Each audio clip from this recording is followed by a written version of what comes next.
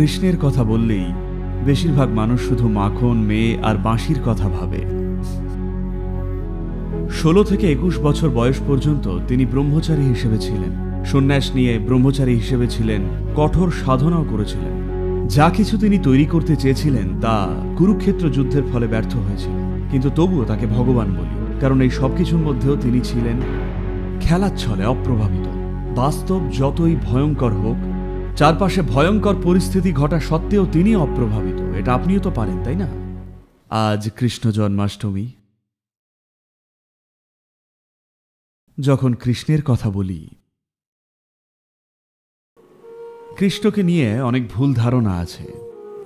কৃষ্ণের কথা বললে বেশিরভাগ মানুষ শুধু মাখন, মেয়ে আর বাঁশির কথা ভাবেন।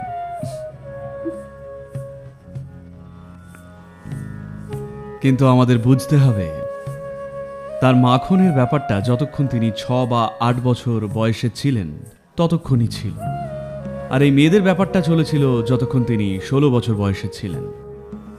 16 বছর বয়সে যখন তার গুরু সান্দীপনী তাকে তার জীবনের উদ্দেশ্য উপলব্ধি করতে সাহায্য করলেন, তখন প্রথম তিনি বৃন্দাবন ছেড়ে যান, আর কখনো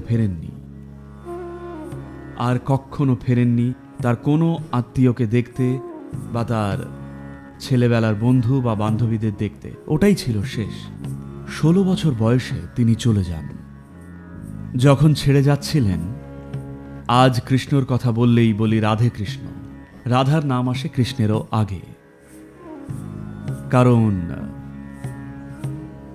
তাদের ভালোবাসা, ঘনিষ্ঠতা, তাদের প্রেম এই গোটা উপমহাদেশের সংস্কৃতি আর কালচারকে এমনভাবে মন্ত্রমুগ্ধ করেছিল যে আমরা কৃষ্ণ রাধা নয়, বলি রাধা কৃষ্ণ।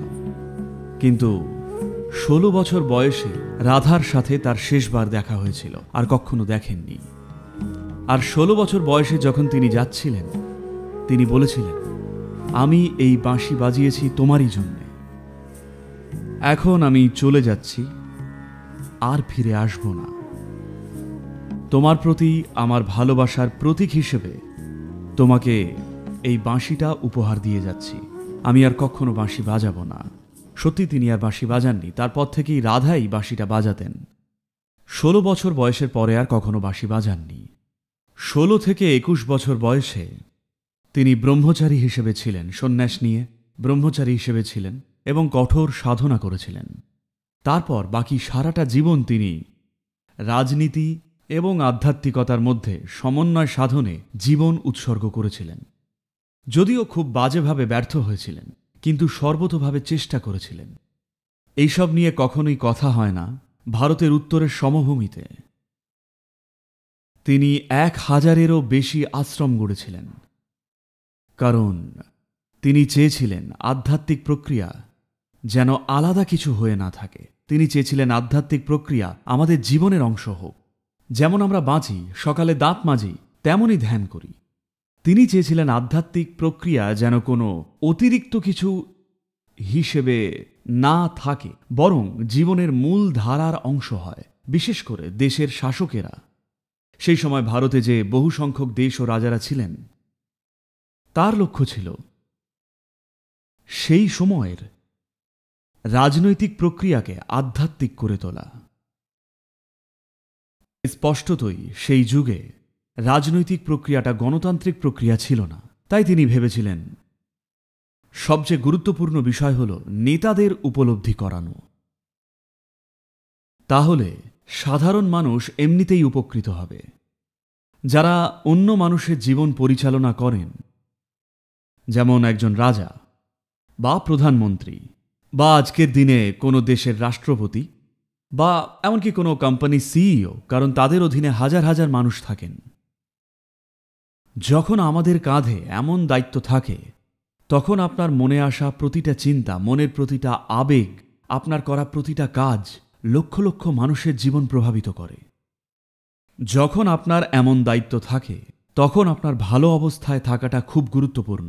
যা ভাবেন, অনুভব করেন, তা অবশ্যই যেন অন্তরের গভীরে এমন জায়গা থেকে আসে যে তা সকলের মঙ্গল করে। জীবন সম্পর্কে আমাদের দৃষ্টিভঙ্গি সংকীর্ণ হলে আমার প্রতিটা চিন্তাই মানুষের জীবনে ক্ষতি করবে, আমার প্রতিটা আবেগ মানুষের জীবনে ক্ষতি আনবে। আমি যা কাজ করি, আর বিশেষ করে যে কাজগুলো করা উচিত কিন্তু তবুও করি না, তা মানুষের জীবনে বিরাট পরিমাণ ক্ষতি সাধন করবে, তাই না?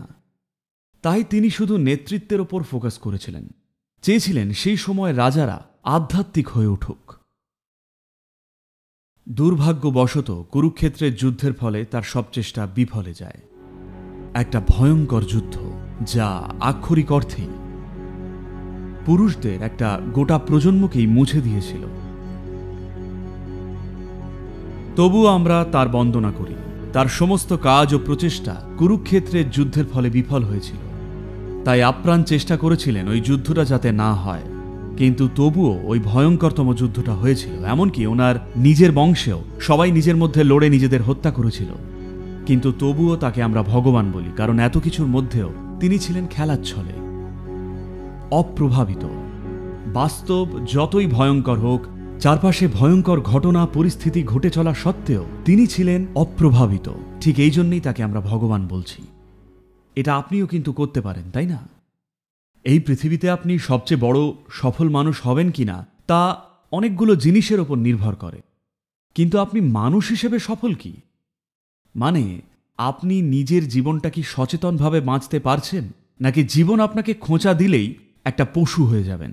প্রশ্ন এটাই। এই একটা প্রশ্নকে যদি সফলভাবে সামলান, আপনাকেও আমরা ভগবান বলেই ডাকব। হ্যাঁ,